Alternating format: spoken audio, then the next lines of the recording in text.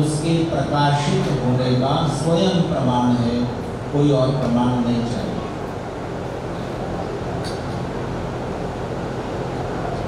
तो इस प्रकार के जीवन और जगत के बारे में बिंदु जिन पर सब लोग सहमत हों, ऐसे थोड़े से।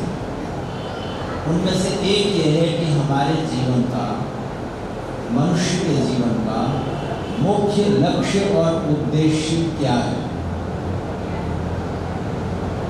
कोई धनवान होना चाहता है, कोई विद्वान होना चाहता है, कोई ऊंचे पद अधिकार शक्ति को पाना चाहता है, मिनिस्टर हो जाना चाहता है, कोई दुनिया में प्रसिद्ध हो जाना चाहता है, कोई कलाकार हो जाना चाहता है।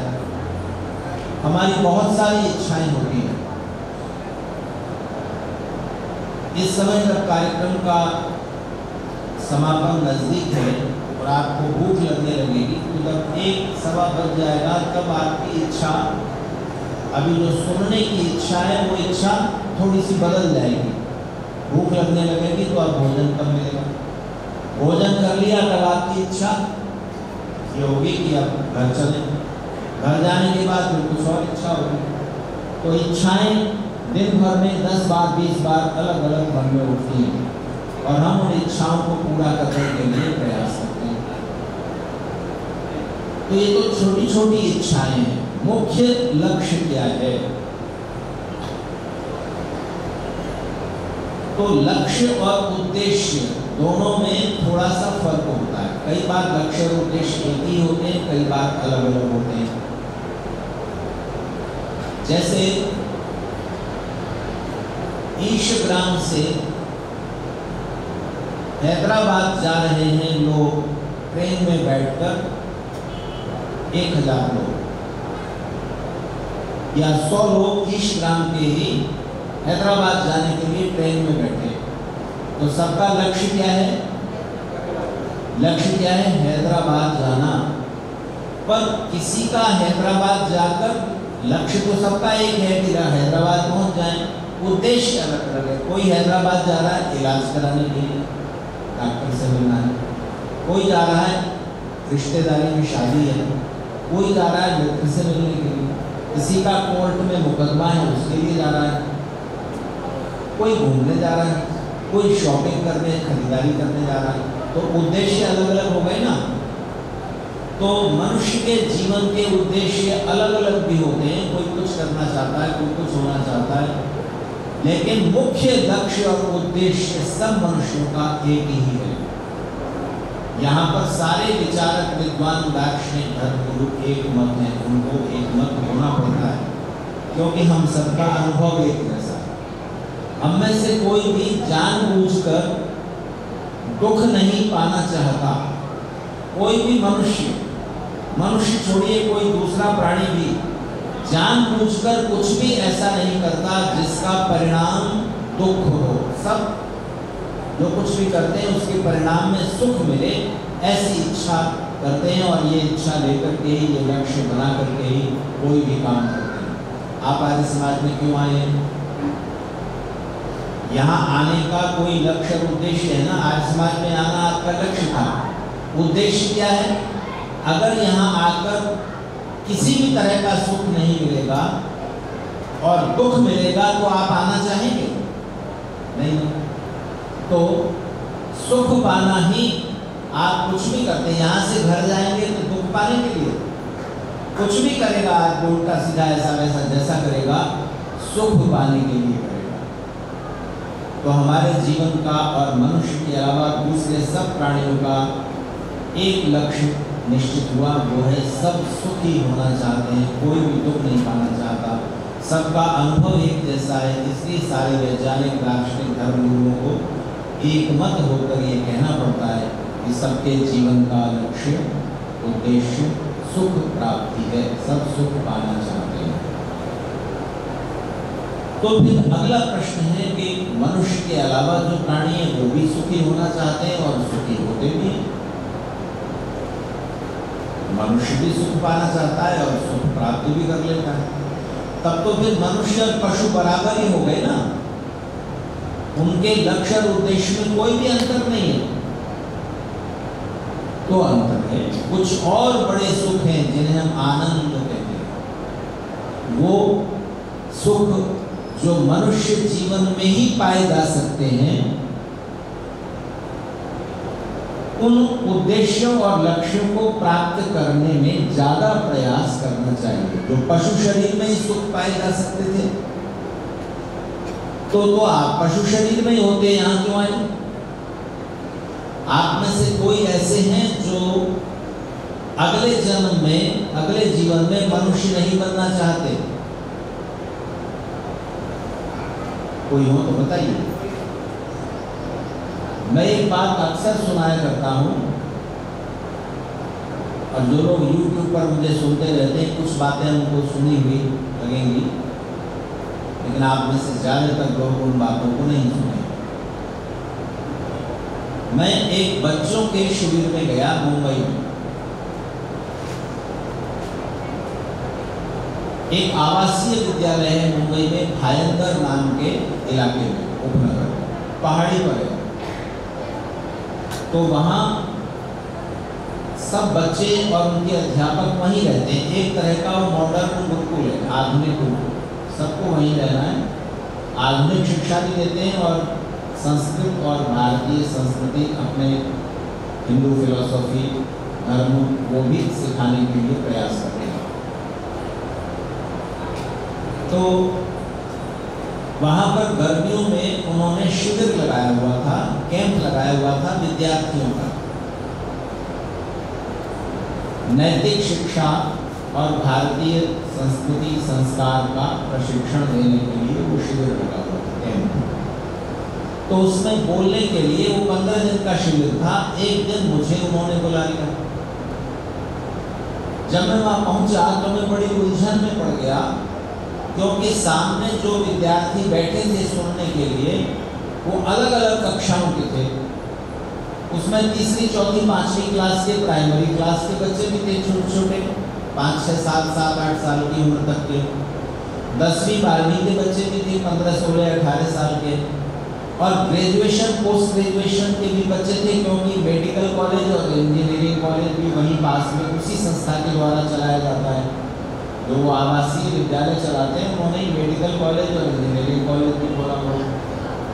तो वहाँ के बच्चे भी थे। उलझन क्या थी? उलझन ये थी कि छोटे बच्चों के लायक बातें करो तो बड़ी कक्षा के बच्चे कहेंगे क्या साधारण बातें कह रहे हैं, और बड़े कक्षा के विद्यार्थियों के लिए बातें कहूँगा तो छोटे बच्चे बोर होंगे, परेशान होंगे, आपस में बातें कक्षा करेंगे।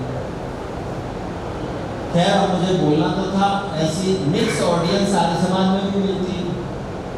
5-10 हाईली एजुकेटेड इंटेलेक्चुअल लोग बैठे होते हैं, पढ़े लिखे समझदार, जिन्होंने बहुत बार विद्वानों की बातें सुनी होती है।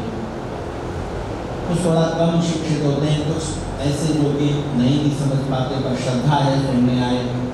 तो मिला जुला के सबके मतलब की बातें थोड़ी थोड़ी करनी होती है।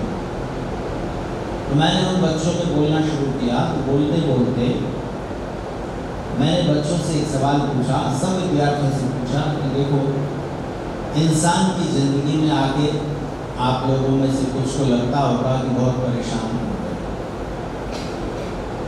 मनुष्य के अलावा बाकी पशु पक्षियों को क्या फ़ायदा है? मनुष्य के अलावा बाकी प्राणियों को क्या विशेष सुख है कि उनको स्कूल में, कॉलेज में पढ़ना नहीं पड़ता, परीक्षा नहीं देनी पड़ती। यहाँ सुबह बढ़िया मीठी नींद आ रही होती है, मम्मी उठा देती, उठो स्कूल जाना है। जैसे तैसे हाथ मुँह धो के, कपड़े पहन के, स्कूल की ड्रेस पहन के स्कूल जाते हैं। वहाँ भी परेशानी, टीचर पूछती है होमवर्क किया? तो कल काम बताया था वो लिख के लाए कि नहीं? तो फिर खड़े हो जाओ, नहीं किया तो पीछे डांट पड़ती है, घर पर शिकायत होती है, फिर मम्मी पापा भी डांटते हैं। तो अच्छे नंबर लाने के लिए ज़्यादा और मेहनत करनी पड़ती है, और पढ़ते जाओ पढ़ते जाओ पढ़ते जाओ, जहाँ तक पढ़ सकते थे पढ़ लिया, उसके बाद फिर काम करो। जो पढ़ा है उसको फिर उसके लायक काम करो। डॉक्टर हो तो मरीजों का इलाज करो, इंजीनियर हो तो फैक्ट्री चलाओ, बिजनेसमैन को बिजनेस करो, मजदूरी करो, पढ़ाओ, कुछ भी बहुत सारे काम करते रहना पड़ता है, तब जाके कुछ पैसे मिलते हैं। पैसे से क्या मिलता है? पैसे से मिलता है भोजन, कपड़े, रहने के लिए मकान, आने जाने के लिए स्कूटी, कार वगैरह सामान, यही तो मिलता है। तो ये तो जीवन भर की मुसीबत है। इससे तो अच्छा एक पक्षी हो जाओ, चिड़िया बन जाओ, बंदर हो जाओ, कुत्ता, घोड़ा, हाथी। तो वो पहाड़ पर था वो विद्यालय, वो ऐसा ही बड़ा हॉल था जहाँ प्रोग्राम चल रहा था, ऐसी खिड़कियाँ थी बड़ी बड़ी। तो खिड़की से बाहर दिख रहा था एक घोड़ा घास चल रहा था। मैंने कहा देखो वो घोड़ा कितना सुखी है, कितना मजे में है। ना तो उसे स्कूल जाना है, ना कॉलेज, ना डॉक्टर बनना है, ना इंजीनियर बनना है, ना दुकान चलानी है, ना ऑफिस जाना है, ना खेती करनी है, ना मजदूरी करनी है। अगर इंसान उसे परेशान न करे तो बहुत मजे में है। खाने के लिए घास उगी हुई है, चाहे उधर घूमो घास मिल जाएगी। कपड़े उसे पहनने नहीं है, रहने के लिए मकान नहीं चाहिए, चलने के लिए कार नहीं चाहिए, अपने पैरों से जितना दूर जाना है बड़े आराम से दौड़ के जा सकता है। तो इंसान की बजाय तो वो ज़्यादा खुश है, ज़्यादा सुखी है। तो इंसान की ज़िंदगी में आगे तो तुम फंस गए। स्कूल जाना है, कॉलेज जाना है, पढ़ाई करनी है, परीक्षा देनी है, फिर काम करते रहना है, मेहनत करनी है, उसके बाद कुछ पैसे मिलेंगे, पैसे से मिलेगा ज़िंदगी चलाने के लिए रोटी कपड़ा मकान। तो आप में से कौन है जो मनुष्य का जीवन छोड़ के पशु पक्षी के शरीर के अंदर जाना चाहता है? मैंने उन बच्चों से पूछा, कोई है तो हाथ खड़ा करो। मैंने बच्चों को बताया देखो मैं रोज मेडिटेशन करता हूँ, प्रार्थना करता हूँ, धर्मोपदेश करता हूँ, मेरा भगवान से सीधा कनेक्शन है, भगवान मेरी प्रार्थना सुन लेंगे। तो तुम में से जो बच्चा तैयार हो इंसान का जीवन छोड़ के, मॉडल तुम चुन लो, क्या बनना चाहते हो? बंदर, कुत्ता, घोड़ा, हाथी, चिड़िया, सांप, छिपकली, जो कुछ बनना है सामने आओ। जो भी बनना चाहता है मेरे सामने आओ। 5 मिनट में उसकी आंखों में देखूंगा, कुछ हिप्नोटिज्म के इशारे करूंगा, कुछ प्रार्थना करूंगा और तुम अभी ट्रांसफर हो जाएगा तुम्हारा इंसान का शरीर छोड़ के तुम किसी जानवर के, पक्षी के शरीर में चले जाओगे। किसी ने भी हाथ नहीं उठाया। छोटे बच्चे थे, बीच की उम्र के बच्चे थे, बड़े बच्चे थे 20-22 साल के, किसी ने भी हाथ नहीं उठाया। एक बच्चा खड़ा हो गया, 3री-4थी क्लास में पढ़ता होगा, वो खड़ा हो गया कि जी मैं तैयार हूँ, मुझे दे दो। मैंने कहा आगे आओ, क्या बनना चाहते हो? तो बोला कि कुछ भी बना दो, चिड़िया बना दो, बंदर बना दो, शेर बना दो। अच्छा, मैंने कहा आ जाओ, सामने आओ। तो एकदम नज़दीक आने से पहले थोड़ा आकर रुक गया और पूछा कि आप फिर वापस ले आएंगे ना मेरे को? मैंने कहा नहीं, वापस नहीं ला सकता, एक बार भेज दिया तो गए बस। जैसे ब्लैक बोर्ड पर कुछ खड़िया से चौक से लिख दिया, लिखा हुआ था, अब उसको मिटा दिया डस्टर लेके।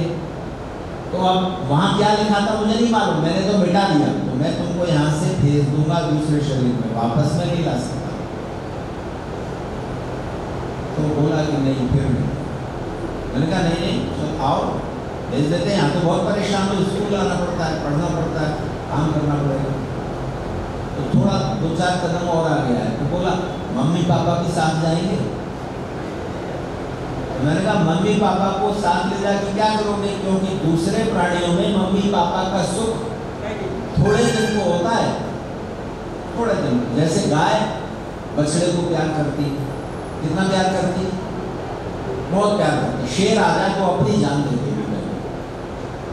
बछड़ा भी अपनी माँ को बहुत प्यार करता है। 10,000 गौओं के बीच अपनी माँ को पहचान लेता है। लेकिन जिस दिन उस बछड़े ने अपनी माँ का दूध पीना छोड़कर घास खाना शुरू किया, उस दिन के बाद उसको याद ही नहीं रहता कि ये उसकी माँ है, और उस गाय को भी याद नहीं रहता कि ये उसका बेटा है। नहीं आता, रिश्ता खत्म। कबूतर कबूतरी अंडे में से अंडा देते हैं, घोंसले, अंडे में से छोटे छोटे पक्षी निकल आते हैं। तो कबूतर कबूतरी उड़ान भरते हैं, भोजन का जो भी पहला कण मिला, पहला दाना मिला, खुद नहीं खाते, मुंह में दबा कर चले आते हैं घोंसले में, अपने बच्चे जो हैं उनकी चोंच में, उनके मुंह में डालते हैं। जब उनका पेट भर जाता है उसके बाद खाते हैं।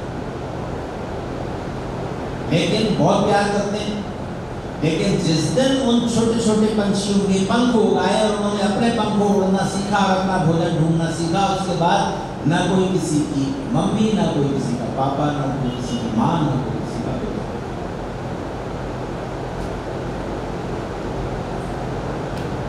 तो क्या मतलब निकला कि मनुष्य के अलावा बाकी पशु पक्षियों के बीच रिश्ते नहीं है। माँ पिता, बच्चे, भाई बहन, ये समय नहीं तो मम्मी पापा को ले जाके क्या करोगे? तो बच्चा बोला कि फिर नहीं जाता, मैं यही ठीक है, पढ़ाई कर लेंगे, काम कर लेंगे, फिर नहीं जाता। तो देखो, उस बच्चे को अभी ये नहीं पता कि मनुष्य के जीवन में कौन से बड़े बड़े सुख हैं, ये नहीं पता है। पशु पक्षियों की बजाय मनुष्य के जीवन में कौन से बड़े बड़े सुख हैं, ये भी उसे नहीं मालूम। पर अंदर अंदर वो जानता है कि जरूर इस शरीर में कुछ ऐसी खास बात है जो पशु पक्षियों के जीवन में नहीं जाना चाहता, शरीर छोड़कर नहीं जाना चाहता, भले कितना परेशान हो जाए। तो मनुष्य के शरीर में, मनुष्य के जीवन में पशु पक्षियों की बजाय जो विशेष सुख हैं, उन्हें हम आनंद कहते हैं, उसको पाने के लिए भी प्रयास करना चाहिए। जो केवल इंद्रियों का सुख क्या है, जैसे आप रसगुल्ला खाओगे, जिसे आप रोशो कोयला कहते हो, वो आप खाओगे, जलेबी खाओगे, इमरती खाओगे, पेड़ा खाओगे, बहुत सारी मिठाइयाँ खाओगे, नमकीन चीज़ें तरह तरह की खाओगे। तो स्वाद का सुख इंसान का ज़्यादा है या भैंस का? बोलो, गाय भैंस का ज़्यादा है कि इंसान का ज़्यादा है? स्वाद का सुख इंसान का ज़्यादा आपको इसलिए लगता है कि आप आज दोपहर में आपने अरहर की दाल खाई तो शाम को उड़द की खाओगे, अगले दिन मूंग की दाल खाओगे, आप गोभी खाई दोपहर में, शाम को बैंगन खाओगे।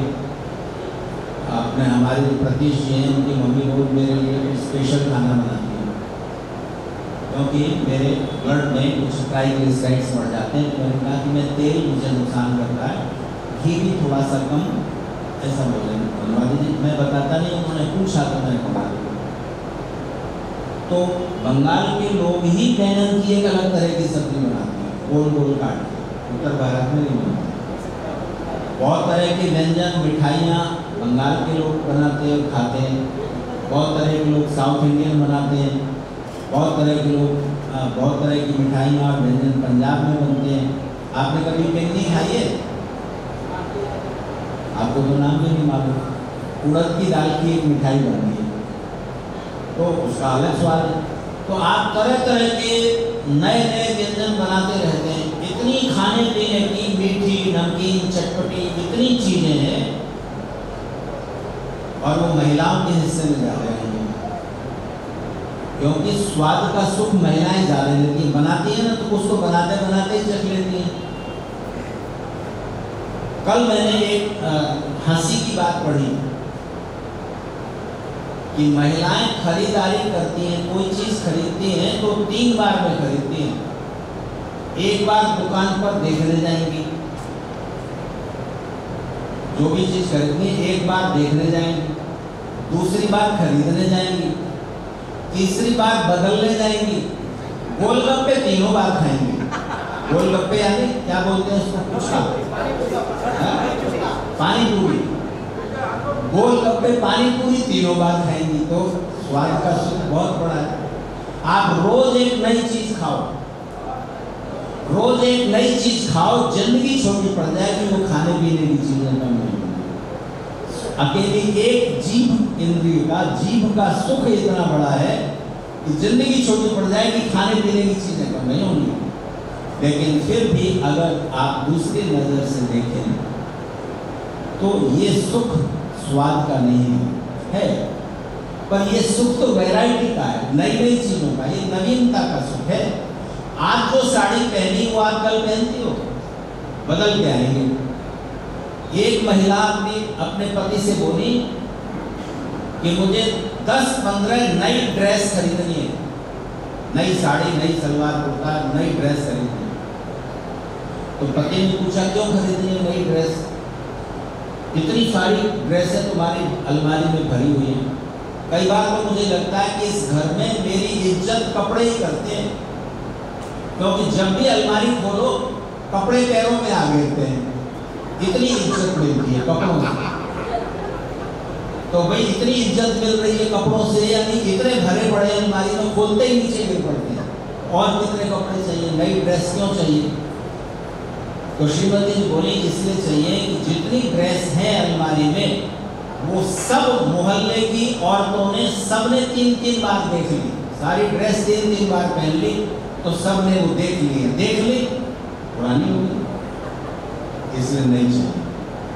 तो पति ने कहा देखो ऐसा करते हैं, ये मकान तो हमारा नहीं है, किराए का है, तो मोहल्ला बदल लेते हैं, कॉलोनी बदल लेते हैं, तो सारी पुरानी ड्रेसें नई हो जाएंगी, क्योंकि वहाँ नई औरतें मिलेंगी जिनको आप पहनेंगे, ठीक है ना, नई हो। तो आप ड्रेस भी नहीं पहनते हो तो वो ड्रेस पहनने का सुख नहीं है, नएपन का सुख, समझ गए ना आप? स्वाद का सुख क्या है? स्वाद का सुख तो मनुष्य का सुख रसगुल्ला खाने में जितना वो स्वाद ले रहा है उतना ही सुख एक सूअर अपने भोजन में लेता है कि नहीं बताओ? भैंस अपने भोजन में वही सुख लेती है कि नहीं लेती? आप ये नहीं कह सकते कि स्वाद का सुख सूअर को नहीं मिलता, क्योंकि सूअर को रसगुल्ला के ढेर पे बिठा दो, अंगूरों के ढेर पे बिठा दो, नहीं खाएगा। इससे पता चला कि प्रकृति ने, नेचर ने, ईश्वर ने उसका जो भोजन फिक्स कर दिया, निश्चित कर दिया, वो उसमें ही स्वाद लेता है। तो स्वाद से लेकर सेक्स तक जितने भी सुख हैं मनुष्य के और पशुओं के, दूसरे प्राणियों के, वो सब बराबर हैं, बल्कि कई मामलों में पशुओं के ज्यादा हैं। मैं बताता हूँ, आप अपना खाना खाते हो, स्वाद लेकर के बहुत स्वादिष्ट चीजें खाते हो, कितनी देर में खा के खत्म कर देते हो? बोलिए ना, कितनी देर में? 15 मिनट से लेके आधा घंटे तक आप भोजन खाते हो। तो स्वाद का सुख कितनी देर लिया? आधा घंटा। और भैंस कितनी देर तक खाती रहती है? गाय को, भैंस को, घोड़े को मैदान में छोड़ दो, दिन भर चलता रहेगा, दिन भर वो स्वाद का सुख ले रहा है। आप तो आधा घंटा ही लेते हो, एक बार 15 मिनट नाश्ते में, आधा घंटा लंच में, आधा घंटा डिनर में, तो आपका सुख कम हुआ। तो एवरेज निकालिए तो स्वाद से लेकर आपके शरीर की इंद्रियों से आप जितने सुख उठाते हो वो सारे सुख मनुष्य के और पशुओं के बराबर हैं। इसका मतलब ये नहीं है कि आप इंद्रियों के सुख मत लो ना, पर उससे ज्यादा बड़े जो सुख हैं जो मनुष्य जीवन में ही पाए जा सकते हैं, उन सुखों को अगर नहीं पाया तो फिर मनुष्य जीवन में क्यों आए? बेकार हो गया ना फिर तो मनुष्य जीवन में आना।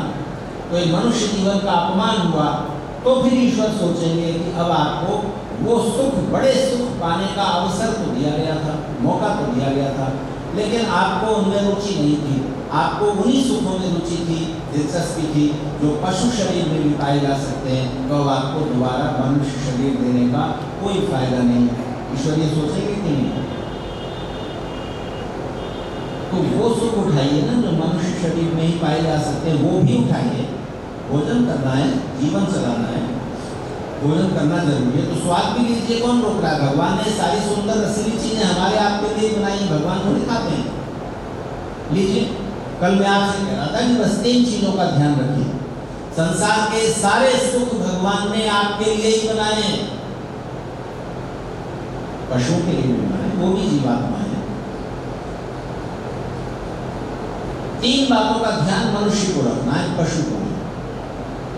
एक, दूसरे के हिस्से का छीन के मत खाना। अंगूर खाइए, आम खाइए, दूसरे के हिस्से का छीन के मत खाइए। दूसरे उसको इतना ज्यादा मत खाइए, इतना ज्यादा वो सुख मत लीजिए कि आप ही बीमार पड़ जाएं। तीसरे, उस सुख में मत रुक जाइए, उस सुख में इतना मत रुक जाइए, इतना मत चिपक जाइए कि उससे बड़ा सुख है जीवन में, उसको पाने के लिए आपको ध्यान ही ना आए। इतनी बातें ध्यान में रखनी है। तो ये संसार परमेश्वर ने हम सब जीवात्माओं के लिए बनाया। इनके सुख उठाने में कोई पाप नहीं है, कोई बुराई नहीं है, बल्कि उठाने चाहिए। मनुष्य उसको विकसित करके उठाएगा और मिलजुल करके उठाएगा। सुख प्राप्त कीजिए, पर सुख से बड़ी चीज आनंद है, और आनंद के कई क्षेत्र हैं। उन क्षेत्रों में भी आपको समय लगाना चाहिए। उनमें से एक बड़ा सुख है जो पशु पक्षियों के जीवन में नहीं है, वो है ज्ञान का, नॉलेज का, ज्ञान पाने का। किसी भैंस से पूछो ये उंगलियां कितनी हैं, बता पाइए नहीं। 15 में से 7 गए, कितने बचे? 8। तो नहीं, आपसे पूछ नहीं रहा हूं, भैंस से पूछने को कह रहा हूं, तो उसको नहीं मालूम। मैं एक बच्चे को ये समझाना चाह रहा था कि पढ़ने लिखने का क्या फायदा है, तो मैंने यही बताया उसे कि बताओ तुम्हें जहां तक गिनती आ गई, जहां तक जोड़ना घटाना आ गया, तुम उसे भुलाना चाहते हो? बोला नहीं।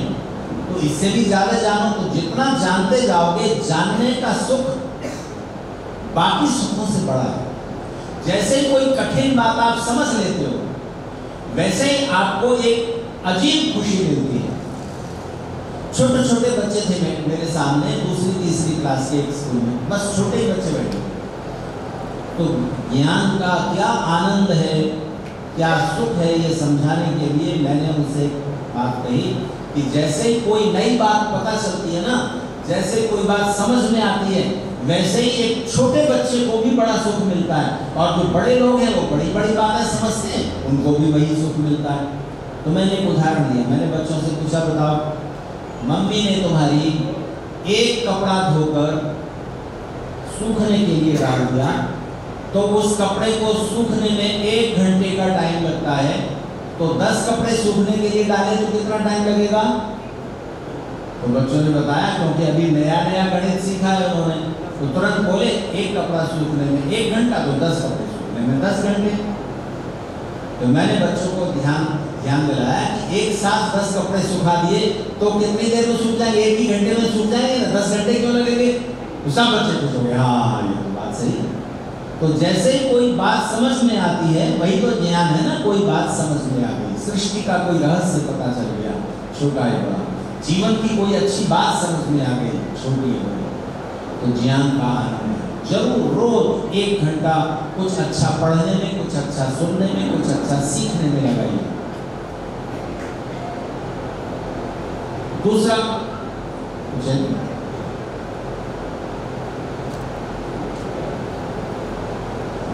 दूसरा कौन सा सुख है? दूसरा सुख है प्रेम। कल भी मैंने आपसे कहा, प्रेम का सुख, ईगो सेटिस्फैक्शन, अहंकार की तृप्ति इतनी पूरी तरह कर देता है जो आपको प्रधानमंत्री बनकर नहीं होगी। किसी देश का अध्यक्ष बनने से अहंकार उतना तृप्त नहीं होगा, सबसे बड़ा धनवान बनने से नहीं होगा, सबसे ज्यादा सुंदर हो जाने से नहीं होगा, सबसे बड़ा कलाकार, सबसे बड़ा विद्वान कहलाने से नहीं होगा। जो अगर आप पुरुष हो तो एक स्त्री का पूरा प्रेम पा लेने से, स्त्री हो तो एक पुरुष के हृदय में पूरी जगह पा लेने से जो अहंकार की तृप्ति का सुख मिलता है और करने लगे। मैं तो भूल गया था, हमारे माननीय ठाकुर जी ने याद दिलाया कि स्त्रियां सिंदूर क्यों लगाती हैं। तो अभी तक आपने सोचा क्यों लगाती हैं? ये इस बात की निशानी है कि आपका कब्जा है एक पुरुष के हृदय पर। सबसे बड़ा सौभाग्य पति की ओर से दिया हुआ बड़ा मकान, बड़ी कार, बहुत ज्यादा गहने, अच्छी साड़ियां, ये सारी चीजें छोटी हैं उसके आगे जो एक स्त्री के मन में एहसास है कि मेरा पति इस पूरी दुनिया में सबसे ज्यादा सुंदर मुझे मालूम, किसी और स्त्री की तरफ उसका रुझान है, होगा। ये विश्वास किसी स्त्री के मन में क्यों है? प्रेम की वजह से। तो आप किसी को प्रेम क्यों करते हैं बताइए? पति पत्नी में प्रेम की शुरुआत किस वजह से होती है? प्रेम शुरू होता है पति पत्नी में, शादी हो गई तो पति पत्नी में प्रेम की शुरुआत किस वजह से होगी? एक दूसरे में जो बातें अच्छी लगी, पसंद आई, सुंदर दिखी, इस वजह से प्रेम शुरू होता है। एक दूसरे से जो सुख मिल रहा है उससे प्रेम बढ़ेगा। लेकिन प्रेम गहरा हो जाए और हमेशा बना रहे, इसके लिए क्या करना है? इसके लिए कुछ टूल्स इस्तेमाल करने पड़ते हैं, और वो टूल हैं, पहला ये संकल्प चाहिए कि आगे चलकर एक दूसरे में जो बातें अच्छी नहीं लगेंगी, पसंद नहीं आएंगी, सुंदर नहीं दिखेंगी, उनको सुधारा जा सकता होगा तो उसकी कोशिश जरूर कीजिए। लेकिन नहीं सुधारा जा सकता, कोई चीज पर्सनैलिटी का हिस्सा बन गई है, तो जैसा भी है जीवन साथी, पत्नी जैसी भी है, पति जैसा भी है, सारी कमियों कमजोरियों के साथ आप एक दूसरे को स्वीकार करें, क्योंकि कमियां आप में भी, कमियां दूसरे में भी। एक लड़का अपनी शादी के लिए लड़की चुनने के लिए गया।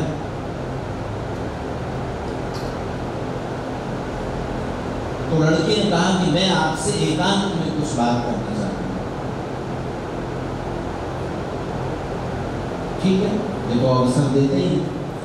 तो वो अकेले कमरे में बैठ गए, एक दूसरे के बारे में कुछ जाना समझा, सवाल जवाब किए, प्रश्नोत्तर। उसके बाद लड़की ने अपनी ड्रेस, अपनी साड़ी थोड़ा सा ऊपर उठाई और कहा कि देखो मेरा ये पैर बचपन में जल गया था, तो उसका निशान यहाँ भी है और शरीर में अंदर भी है। तो बाद में पता चले, मैंने उचित समझा कि मैं पहले बताऊं, मेरे शरीर में ये असुंदरता है। तो युवक ने अपनी आंख में से जो पत्थर की आंख लगी हुई थी वो निकाली और कहा कि देखो मेरी एक ही आंख है, ये आंख तो आंख जैसी दिखती है पर देखने के काम नहीं आती, ये मेरे दोष है। तो दोनों ने अपने उस दोष को प्रकट कर दिया। ये ईमानदारी थी, प्रेम, सच्चाई और ईमानदारी मांगता है, परस्पर का विश्वास मांगता है। तो कुछ कमियां आप में, कुछ दूसरे में, स्वीकार कर लीजिए। तो चलो पति तो अच्छा है, फिर आप दूसरे परिवार का हिस्सा बन गए। वहां मिली एक सास, और कैसी मिली? तो यहाँ भी मुझे हंसी की बात याद आई। एक श्रीमती जी बोल रही थी, अपने पति से कह रही थी या सहेली से कह रही थी, क्या बताऊं बहन, मेरी तो किस्मत ही खराब है। जब बहू बनी तब सास अच्छी नहीं मिली, और जब सास बनी तब बहू अच्छी नहीं मिली। अच्छा बताइए, किस्मत की वजह से हुआ है? कुछ हमारे में भी तो कमियां दिखी ना। तो दूसरे परिवार की लड़की बहू बन करके आपके घर में आई है, कुछ कमियां होंगी, कुछ अच्छाइयां भी होंगी। परिपूर्ण कौन है? तो अगर आप पूर्णता की तलाश करोगे किसी व्यक्ति में तो आप असफल हो जाओगे, पूर्णता तो नहीं मिलेगी। एक 40 साल का युवक ही कह लीजिए, 40-45 साल का एक युवक शादी के लिए लड़की देखने के लिए गया। तो उस युवक को देख के लड़की की मां बेहोश हो गई, बेहोश होकर गिर गई। तो लोगों ने पानी वानी के छींटे डाले, अचानक क्या हो गया इसको, पानी के छींटे डाले। तो जब वो महिला होश में आई, लड़की की मां, तो उससे पूछा गया कि क्यों बेहोश हो गई, क्या बात हो गई थी? तो उस लड़की की मां ने बताया कि यही इंसान 20 साल पहले मुझे भी देखने आया था, तो ये क्यों अब तक पत्नी नहीं ढूंढ सका? परफेक्शन ढूंढ रहा है। परफेक्शन माने पूर्णता, सारे गुण नहीं मिलेंगे। 60%, देखो पास तो 40% मार्क्स में हो जाता है ना आदमी परीक्षा में। 40 नंबर ले आओ 100 में तो पास माना जाता है, 33 ले आओ पास माना जाता है, 60 ले आओ तो प्रथम श्रेणी के हो गए। तो अगर 50% भी है, आधा भी उसमें कुछ अच्छाई है, थोड़ी भी अच्छाई है, चौथाई भी है, तिहाई भी है, तो स्वीकार करें। ठीक है ना? मैंने कुछ ही तो एक्सेप्शन अपवाद बताए थे जब आप छोड़ सकते हो, नहीं तो जीवन निभाया जा सकता है किसी के साथ।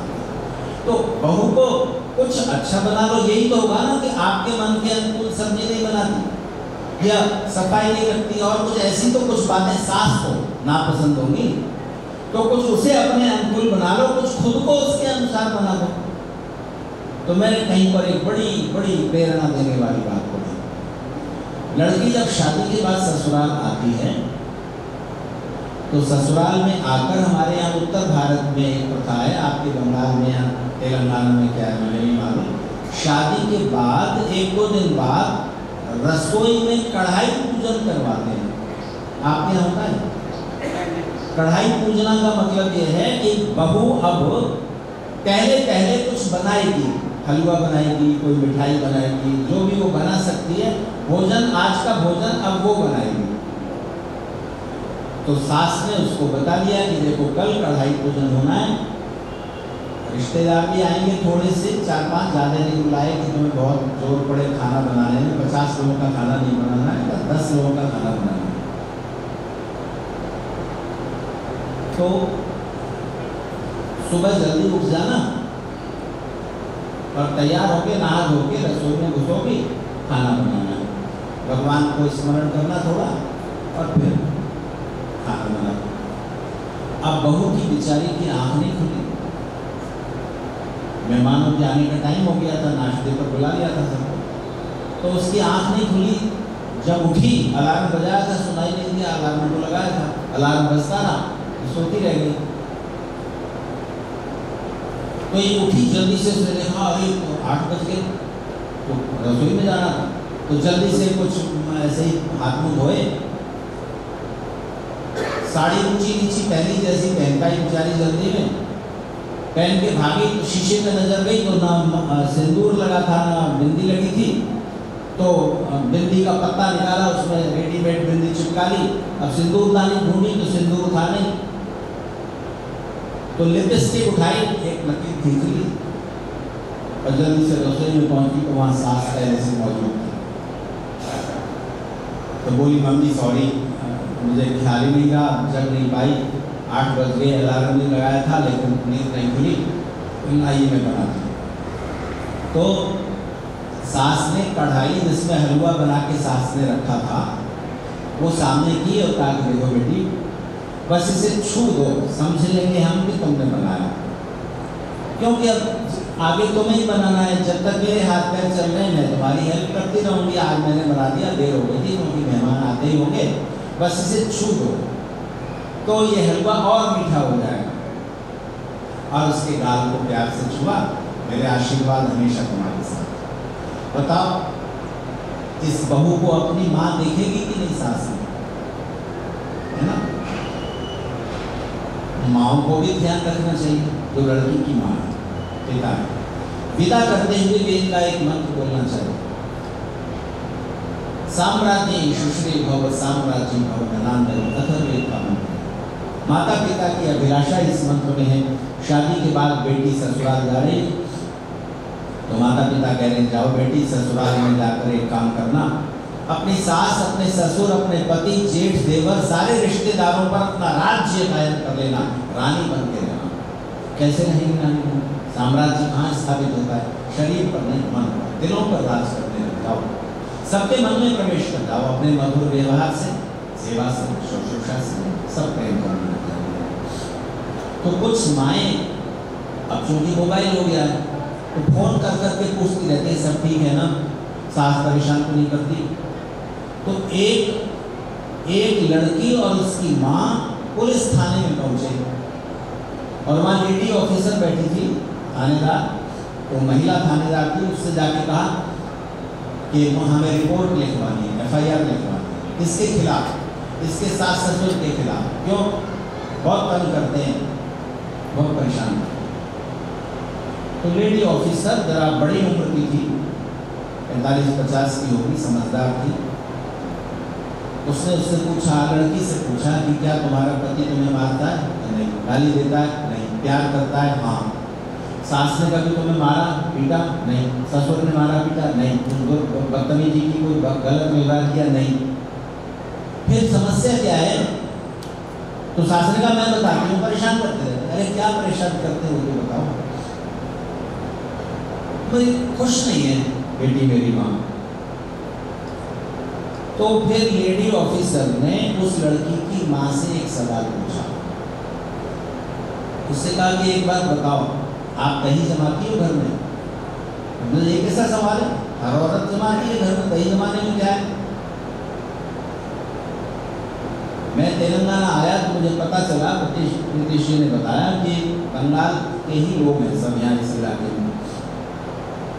तो उनकी मम्मी मुझे पूछती रहती है क्या खाएंगे क्या खाएंगे। तो एक दिन मैंने ऐसे ही पूछा कि यहाँ बंगाल के लोग रहते हैं तो यहाँ मिष्टी दोई नहीं मिलती।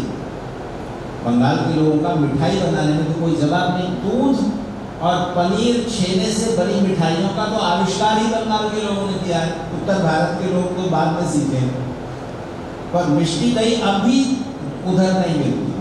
दही में चीनी मिला के खाने से वो बात नहीं आती, जो मिष्टी दोई जिस तरह बनती है उसकी तो बात ही अलग है।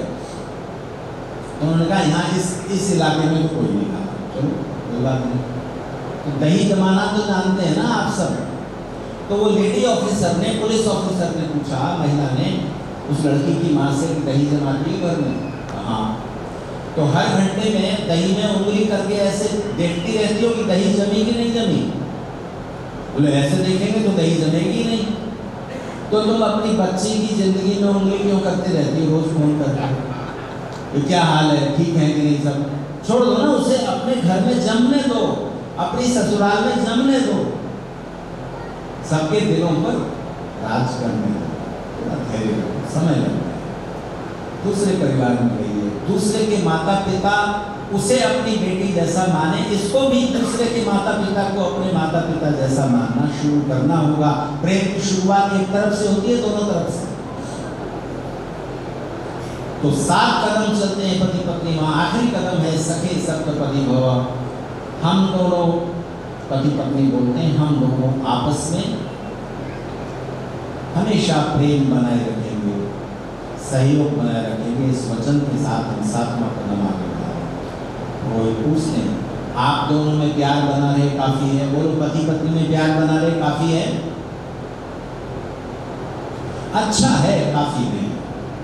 प्रेम तो तब पर्याप्त होगा जब सब लोगों का प्रेम तुम्हें मिले और तुम्हारा प्रेम सबको मिले। और परिवार के सब लोग, चाहे दूर दूर रह रहे हैं, भाई भाई भाई बहन, और परिवार के सब लोग, सास ससुर और उनके समधी वगैरह, सब रिश्तेदारों, सब लोगों में आपस में प्यार बना रहे, सहयोग बना रहे। ये जिम्मेदारी बुजुर्गों की नहीं होती, बच्चों की नहीं होती, युवाओं की होती है जिनकी शादी हो गई और उनमें भी महिलाओं की ज्यादा।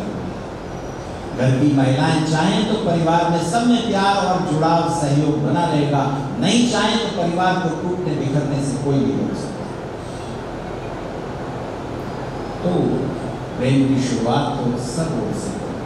तो नई बहू आई है, उसको भी सोचना है और सास को भी सोचना है। ये कर्म का फल नहीं है कि पति कैसा मिला पत्नी कैसी मिली।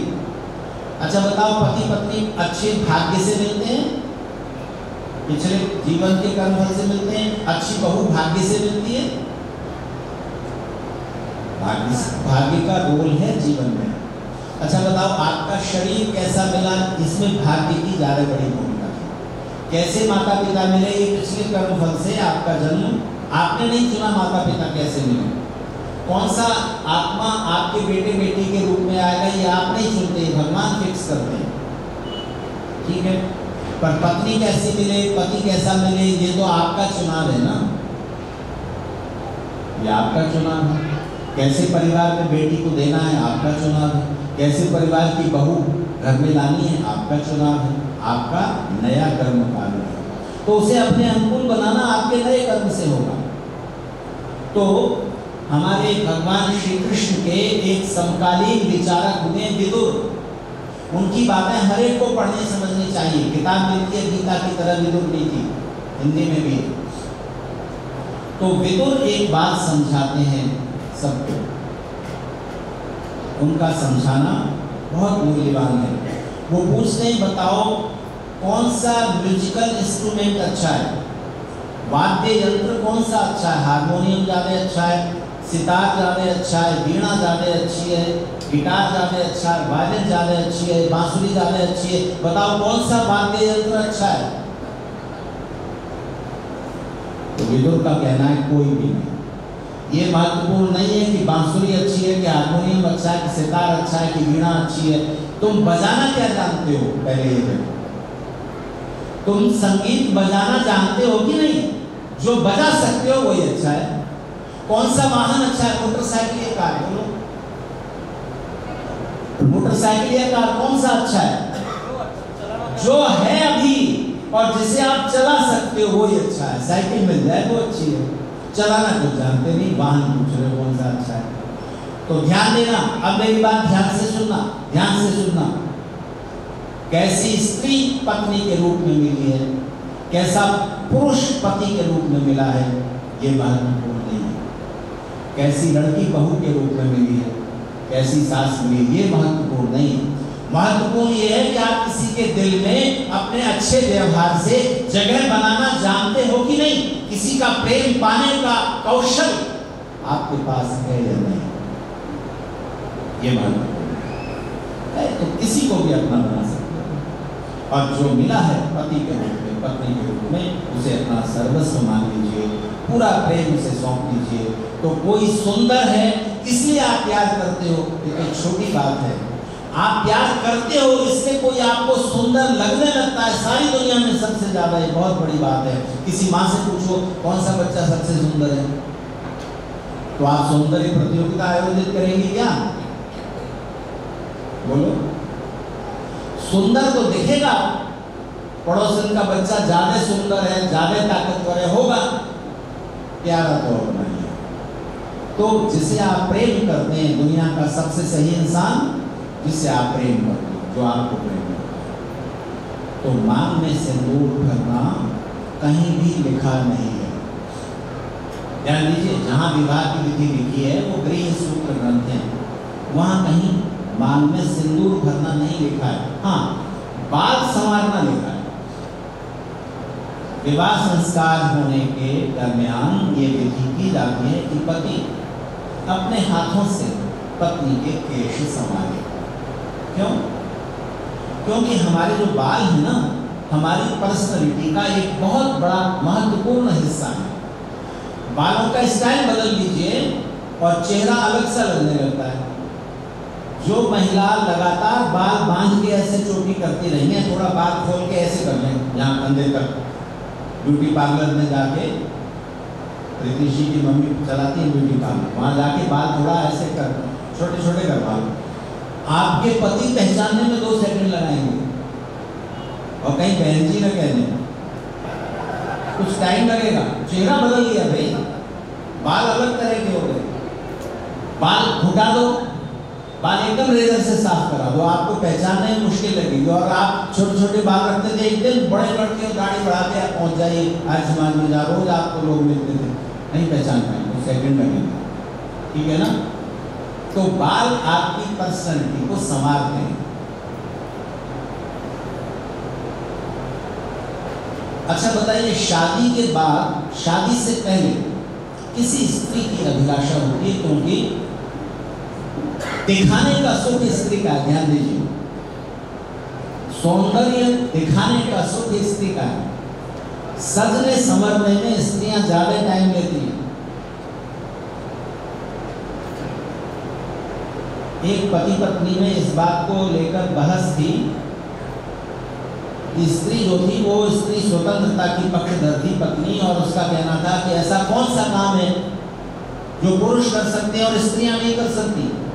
आजकल स्त्रियां सब काम कर रही हैं, फाइटर प्लेन उड़ा रही हैं, हवाई जहाज उड़ा रही हैं, सेना में शामिल हो रही हैं, मोर्चे पर लड़ रही हैं, सारे कठिन काम कर रही हैं, खेती भी कर रही हैं। कौन सा काम है जो स्त्रियां नहीं कर सकती? तो पति ने मुस्कुरा के कहा कि देखो, शादी के समय जो मैंने सूट बनवाया था उसे पहन के मैं 15 शादियों में जा चुका हूँ, ये तुम नहीं कर सकती।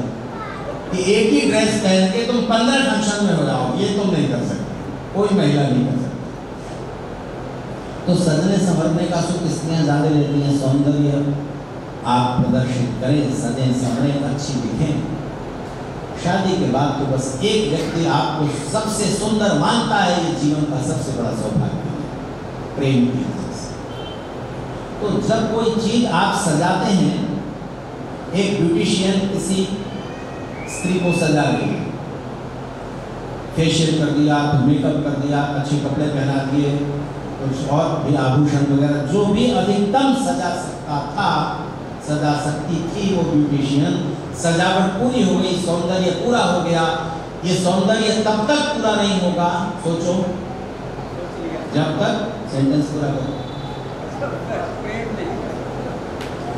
जब तक आपको दुनिया में सबसे ज्यादा प्यार करने वाला ये व्यक्ति ना कह दे बहुत सुंदर लगेगा। किसके लिए सजी?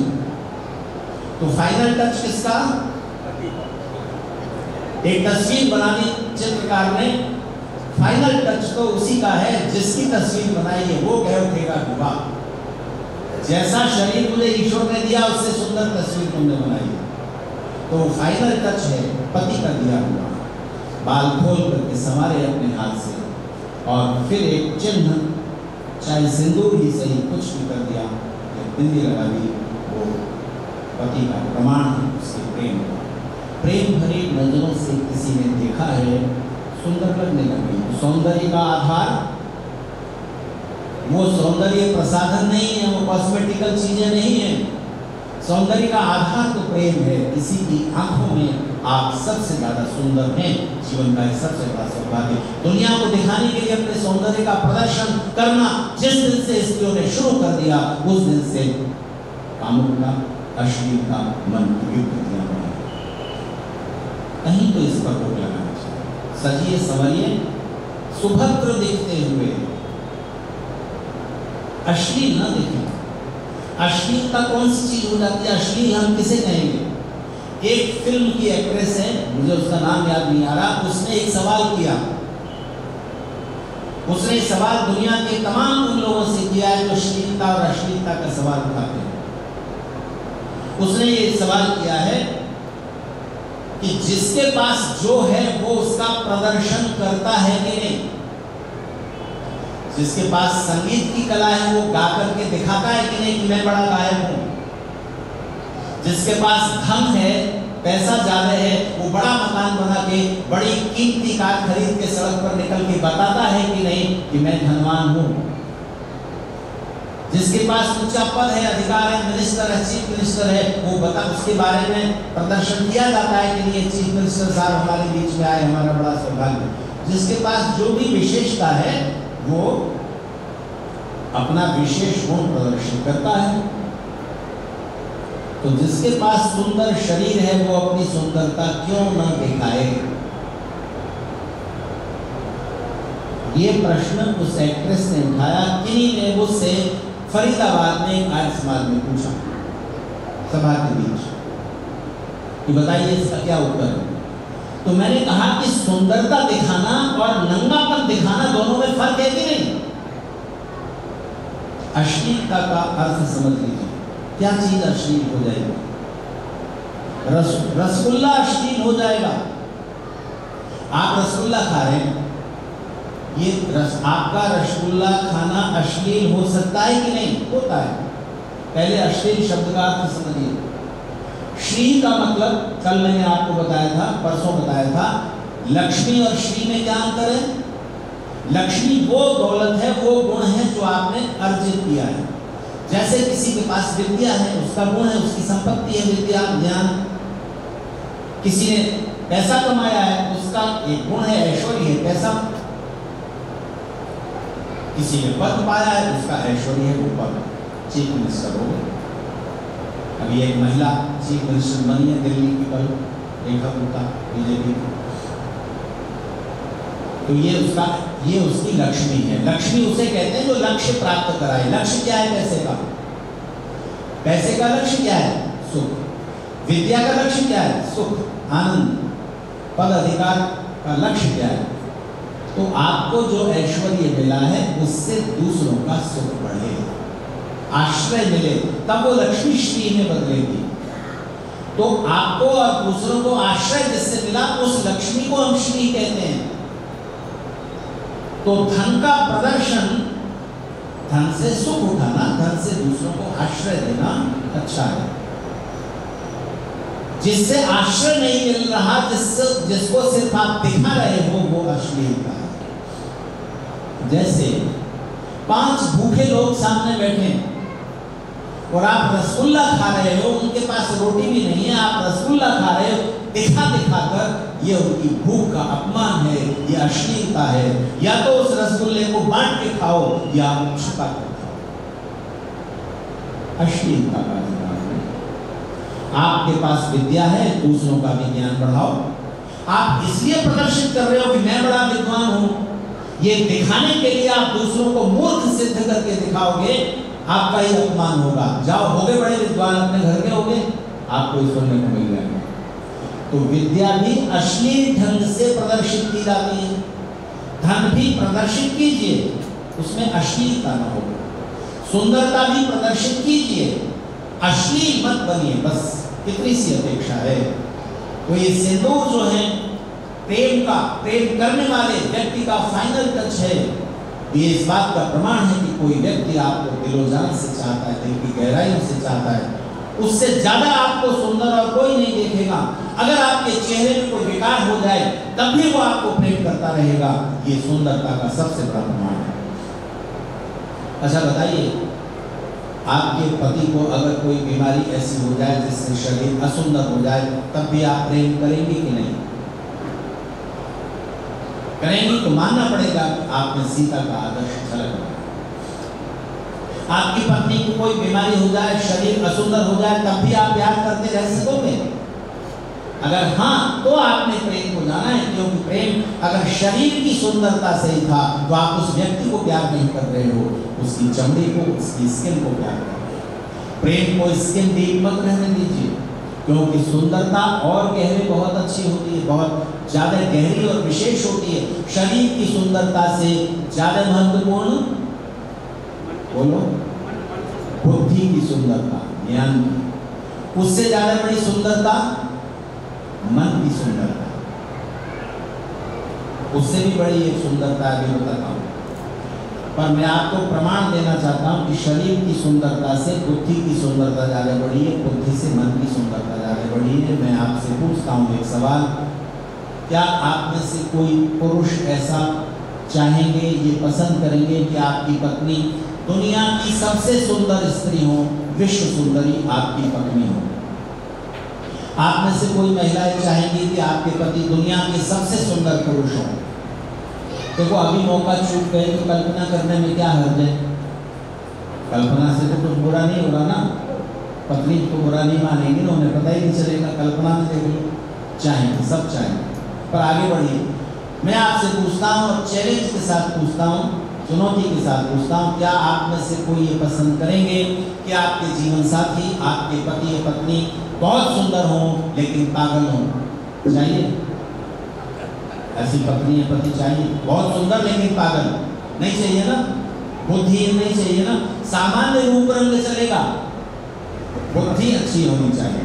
आगे बढ़ो, क्या आप पसंद करेंगे कि आपकी पत्नी, आपके पति बहुत सुंदर हो, बड़े बुद्धिमान, बड़े विद्वान, बहुत पढ़े लिखे, लेकिन मन के स्तर पर बड़े कड़वे, बात बात पर लड़ते झगड़ते रहने वाले, और प्रेम की शर्त भी ईमानदारी से न निभाने वाले, कड़वे स्वभाव के, ऐसा जीवन साथी चाहिए? सामान्य रूप रंग चलेगा, सामान्य थोड़ी सी पढ़ाई लिखाई, विद्या बुद्धि चलेगी, मन अच्छा होना चाहिए, प्रेम से भरा हुआ। ठीक है ना? तो क्या पता चला, शरीर की बजाय बुद्धि की सुंदरता ज्यादा बड़ी है, बुद्धि से ज्यादा मन की सुंदरता ज्यादा बड़ी है, प्रेम की सुंदरता ज्यादा बड़ी है। प्रेम को शरीर की सुंदरता से गहरे, बुद्धि की सुंदरता से जोड़िए, मन की सुंदरता से जोड़िए। शरीर की सुंदरता तो एक दिन कम होगी ही होगी, 60-65 साल की उम्र के बाद शरीर वैसा तो नहीं हो जाए, पर बुद्धि और मन की सुंदरता कितनी भी बढ़ा सकते हो। और शरीर की सुंदरता मन की, स्वभाव की सुंदरता की कमी को कभी पूरा नहीं कर सकती, और मन की और स्वभाव की सुंदरता शरीर की सुंदरता की कमी को हमेशा पूरा कर देगी। तो प्रेम को गहरे लेना है। हर पति की क्या अभिलाषा होती है? पुरानी हिंदी फिल्म का एक गीत आपको याद है?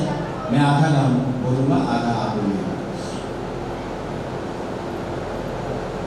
स्त्री और पुरुष, पति पत्नी, प्रेमी प्रेमिका एक साथ गा रहे हैं। पहले पुरुष गाता है, फिर स्त्री गाती है। पुराना गीत है किसी फिल्म का। पति पूछता है पत्नी से, जब मैं होऊंगा 60 साल का और तुम होगी 55 की, तब भी प्रीत निभाओगी क्या? बोलो अपने यौवन की। और फिर स्त्री पूछती है, जब तुम होगे 60 साल के और मैं होंगी 55 की, तब भी प्रीत निभाओगे क्या? बोलो अपने यौवन की।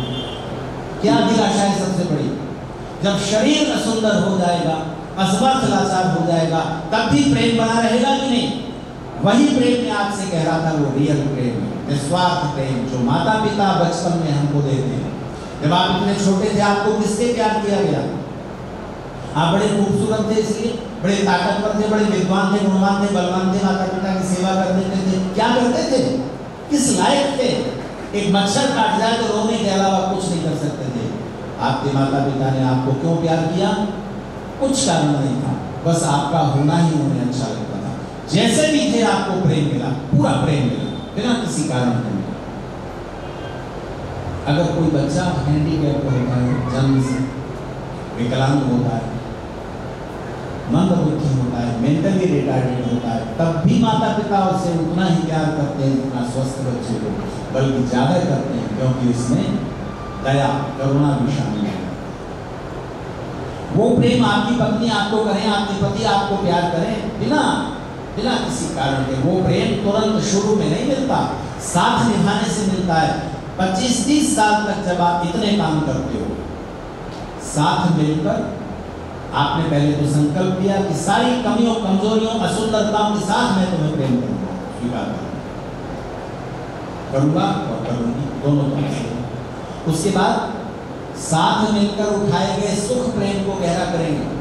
उसके बाद साथ मिलकर निभाई गई जिम्मेदारियां प्रेम को गहरा करेंगे। उसके बाद साथ मिलकर उठाए गए दुख प्रेम को गहरा करेंगे। जिन पति पत्नी ने मिलकर किसी दुख, किसी मुसीबत, किसी संघर्ष को सहा, झेला, उसे हराया या उसको साथ मिलकर सहा, वो साथ मिलकर सहा गया दुख, चाहे कम पैसे का दुख हो, चाहे कुछ और दुख आया जीवन में, जो भी संघर्ष है, उनको मिलकर जिन्होंने सहा है, उनका प्रेम गहरा हो जाएगा। और साथ मिलकर किया गया कुछ रचनात्मक काम, कुछ क्रिएटिव जॉब, साथ मिलकर एक तस्वीर बनाई, साथ मिलकर एक कविता लिखी, साथ मिलकर रसोई में कुछ खाना बनाया, साथ मिलकर घर को सजाया, साथ मिलकर थोड़ी थोड़ी बचत करके एक बड़ा बैंक बैलेंस बनाया। साथ मिलकर सबसे अच्छा कार्य कौन सा? सबसे अच्छा क्रिएशन, सबसे अच्छी रचना, अपने बेटे बेटी को अपने से अच्छा बनाने की कोशिश। इतना सब करने में कम से कम 30 साल का साथ निभाना पड़ता है, तब वो प्रेम मिलता है कि जब तुम हो गए 60 साल के, मैं जब मैं होंगे 60 साल, उस अवस्था में जाकर के भी बस होना ही अच्छा लगने लगे। वो प्रेम किसी अमेरिकन को नहीं मिलता, किसी यूरोपियन को नहीं मिलता, केवल भारतीय को मिलता है, क्योंकि आप रिश्ता निभाते हो। तो जो मनुष्य जीवन में किया जा सकता है वो प्राप्त कीजिए। जो मनुष्य जीवन में ही सौभाग्य है वो नहीं पाया तो पशुओं जैसा जीवन जिया। पशुओं के जीवन में रिश्ते नहीं है, मनुष्य के जीवन में माता पिता कितने समय के लिए मिले? बोलो, माता पिता कितने समय के लिए मिले? जीवन भर के लिए। बेटा बेटी कितने समय के लिए मिले? जब तक आप जीवित हैं तब तक के लिए। भाई बहन कब तक के लिए हैं? जब तक जीवित है तब तक के लिए। जीवित रहते हुए जिसने ये रिश्ते नहीं निभाए, जो अपने माता पिता को अपने साथ न रखकर वृद्ध आश्रम में छोड़ आया, ओल्ड एज होम में छोड़ आया, वो मनुष्य नहीं है, दो पैरों पर चलता हुआ पशु है।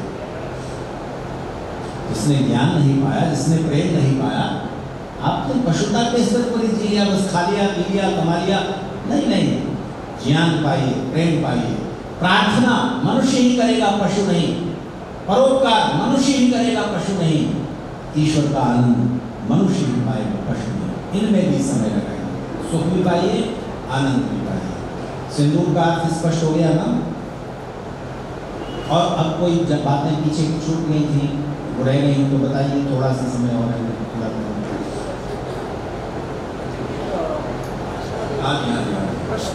एक हो गया,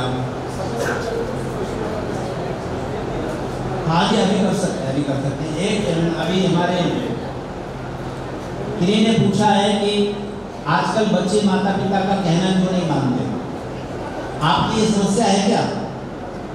आज समाज में जो आप लोग बैठे, बच्चे माता पिता का कहना नहीं मानते, समस्या आपकी है?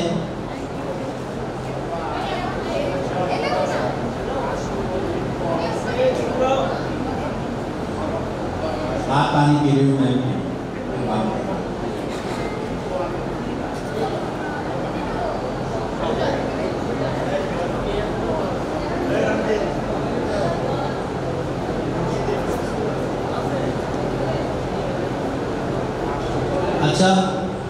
मेरी ओर देखिए, बैठ जाइए, बैठ जाइए, बैठ जाइए। आपके बच्चे, आपकी पत्नी, आपके पति, आपके सास ससुर, आपके बहू, आपकी बेटी दामाद, आपके पड़ोसी, आपके मित्र आपकी बात मानते हैं? देखो, आप राजा हो या रानी हो, इसका सबूत यही है कि आपका आर्डर कहाँ तक चलता है। मोदी जी कहाँ के प्रधानमंत्री हैं? भारत के। उनका आदेश कहाँ माना जाएगा? भारत में कि चाइना में? तो उनके राज्य की सीमा कहाँ तक है? भारत तक। शी जिनपिंग की बात आप मानोगे? शी जिनपिंग से हमें क्या मतलब? तो चाइना का राष्ट्रपति। तो वहां तक आपका राज्य होता है जहां तक आपकी बात मानी जाती है। तो आपके बच्चे भी आपकी बात नहीं मानते तो आप कैसी मां हैं, कैसे पिता हैं?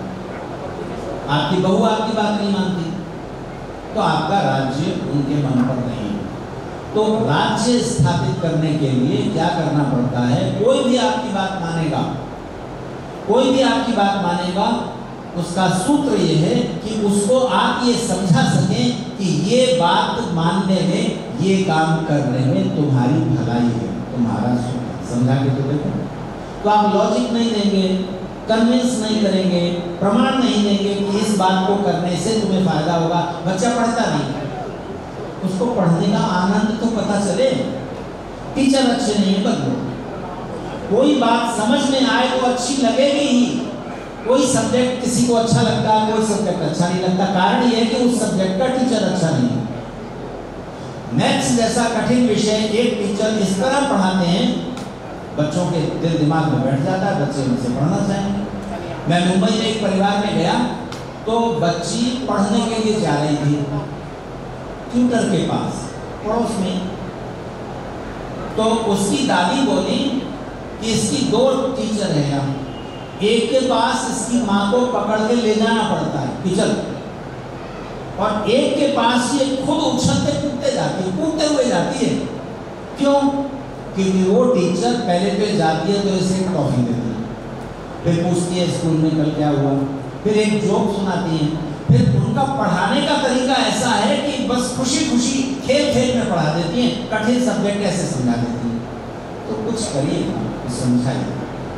बच्चे भी आपकी बात नहीं मान रहे, ऐसा नहीं होगा, बच्चे तो मानेंगे। बचपन से उन्हें मानने का अभ्यास करें, अभ्यास कराएं, डांट फटकार के नहीं, समझा करके कि ये चीज इसके करनी चाहिए। जैसे मैं आपको एक एग्जाम्पल देता हूँ। एक बच्ची को उसकी माँ ने कहा कि फ्रिज में से दूध की बोतल ले आओ। किचन में थोड़ी फ्रिज था अंदर बरामदे में, किचन में दूध की बोतल लानी थी। तो दूध की बोतल लेकर के वो आई, रास्ते में गिर गई। दूध की बोतल फ्रिज में से निकाली और थोड़ी दूर पर ही गिर गई, और वो कांच की बोतल थी, दूध जिसमें रखा था टूट गई, दूध फैल गया। तो एक तरीका तो ये है कि बच्ची 4-5 साल की हो गई है, उसको माँ ने डांटा फटकारा, इतनी बड़ी हो गई, अकल नहीं थे, देखो जरा सा काम नहीं कर सकती, कांच की बोतल तोड़ दी, कौन से इसको अब यहाँ पे कौन सा कर दिया, कांच के टुकड़े फैल गए, किसी के भी पैर में लग गए। इस तरह बच्चे को आपने समझाया, बच्चे के मन पर गलत इंप्रेशन गया। इसका परिणाम ये होगा कि बच्ची के मन में मैसेज ये गया कि मेरी माँ की नजर में ये कांच की बोतल ज्यादा कीमती है मुझसे ज्यादा कीमती, लेकिन मेरी माँ की नजर में एक कांच की बोतल है जो टूट गई। क्या तरीका होना चाहिए? तरीका ये होना चाहिए, सबसे पहले आप ये बोले, अरे देखना कांच पैर में नहीं छुप जाए, अलग रहना। फिर माँ ने खुद पोंछा लाई कि चलो मिलकर के करते हैं, देखो तुम ये कांच के टुकड़े मैं उठाती हूँ क्योंकि तुम्हारे हाथ में चुभ जाएंगे, ये पोंछा लेके तुम जरा दूध ऐसे इकट्ठा करो। अब ये बच्ची सीख रही है, अगली बार अपने आप कर लेगी। उसने बड़े अच्छे से दूध को साफ एक तरफ कर दिया, अच्छा इसको पानी से धो लाओ, पोंछे को पानी से धो लाओ और एक बार पोंछ लो, अब दूध बिल्कुल साफ हो गया। फिर दूसरी बोतल रखी थी, माँ ने कहा देखो तुम्हारे हाथ छोटे छोटे हैं, तुमने इस बोतल को बीच में से पकड़ा, तुम्हारे हाथों की पकड़ में ये बोतल पूरी आई नहीं, और चिकनी सी चीज पर पानी थोड़ा ठंडा फ्रिज में हो जाता है ना, पानी की बूंदें बाहर हो जाती हैं, उस वजह से तुम्हारे हाथ से छूट गई इसलिए गिर गई। इसको देखो गर्दन से पकड़ो, तुम्हारे हाथों की पकड़ में यहाँ गर्दन से आ जाएगी। बस समझ में आ गया ना। अगली बार से वो कहेगी माँ दूध की बोतल मैं लेके आता हूँ, फ्रिज में से जो लाना है मैं लेके आता हूँ। समझाने का तरीका आपको पहले खुद अपने को बचपन में उतार कर, आप भी कभी बच्चे थे कि नहीं, आप भी कभी बच्चे थे कि नहीं, उस बचपन में अपने को ले जाइए और पूछिए वेद व्यास जी से मैं कैसा व्यवहार करूं बच्चे के साथ जैसा मैं अपने साथ पसंद करता हूं। यही तो धर्म है। आत्मना प्रतिकूलानि परीक्षामि समाचरे, जैसा व्यवहार मैं अपने साथ पसंद नहीं करता वैसा दूसरे के साथ न करूं। तो इतना थोड़ा नीचे उतर कर उस बच्चे के लेवल पर लाइए, समझाइए, वो तरीके ढूंढिए जिससे बच्चा समझ सके।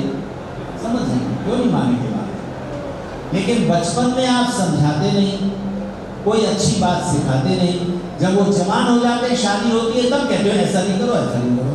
अब वो आपसे ज्यादा ज्ञानवान हो गए, अब सलाह दे दो और एक तरफ हो जाओ, माने तो ठीक, नहीं माने तो ठीक, क्योंकि बीच में झगड़ा करने से कोई फायदा नहीं। आपको साथ साथ रहना। ये अब मैं संक्षेप इस बात को ज्यादा नहीं लंबा करता। और कोई प्रश्न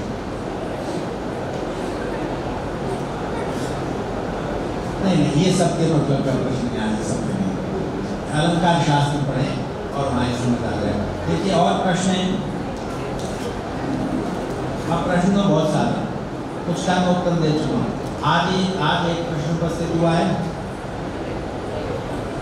हम देखते हैं कि बुरा काम करने वाले लोग धनवान हैं और सुखी हैं, और अच्छे काम करने वाले, धार्मिक कार्य करने वाले, परोपकारी लोग दुखी हैं, गरीब हैं। ऐसा लोग सवाल उठाते हैं, लेकिन ऐसा है नहीं। आपने ये कैसे मान लिया कि सारे बेईमान धनवान हैं या सारे धनवान बेईमान हैं? ऐसा कैसे आप कह सकते हैं? और सारे धार्मिक लोग, ईमानदार लोग गरीब हैं या ईमानदारी की वजह से गरीब हैं, ये आप कैसे नतीजा निकाल लेंगे? कोई आदमी ईमानदार है, ईमानदारी एक क्वालिटी है, गुण है, पर आलसी है, बिजनेस का कौशल नहीं जानता, तो वो इसलिए गरीब है। मेरे छोटे भाई डॉक्टर आयुर्वेद और मेडिकल साइंस दोनों का जो मिला जुला कोर्स है वो उन्होंने किया है, तो दोनों तरह की दवाएं देते हैं।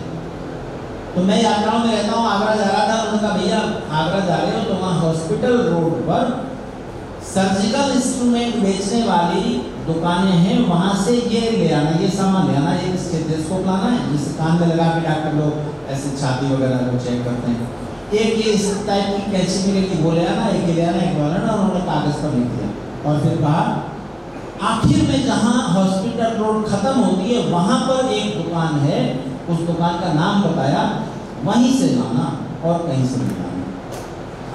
मैं उस दुकान से गया तो मैंने देखा वहाँ कोई नहीं था, कोई ग्राहक नहीं था। तो मैंने उससे कहा कि ये चीज़ें चाहिए। उन्होंने कहा 2 हैं हमारे पास, 3 नहीं है। मैंने कहा चलो ये 2 दे दो। तो उसने कहा ठीक है, कट, आधा घंटा लगेगा। बड़े रूखेपन से कहा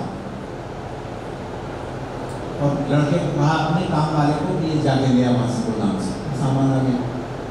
फिर मैंने कहा 3 कहाँ मिलेंगे, ढूंढ लो ना। बड़ा झिड़क के कहा देख लो दुकानों में बहुत सारी दुकानें हैं। मैंने कहा अच्छा नमस्ते। मैंने सामान लिया और उसके पैसे दिए और दुकान से निकल आया। दूसरी दुकान में गया, वहाँ भीड़ थी, मेरा नंबर आने में देर लगेगी, लेकिन दुकानदार ने पहले मुझे अटेंड किया। कहा कि कहाँ से आए सर? मैंने कहा मैं एटा से आया। बोले बस 5 मिनट में मैं आपका पूछता हूँ क्या सामान चाहिए, चाय लेंगे, कॉफ़ी लेंगे, कोल्ड ड्रिंक? मैंने कहा नहीं कुछ नहीं।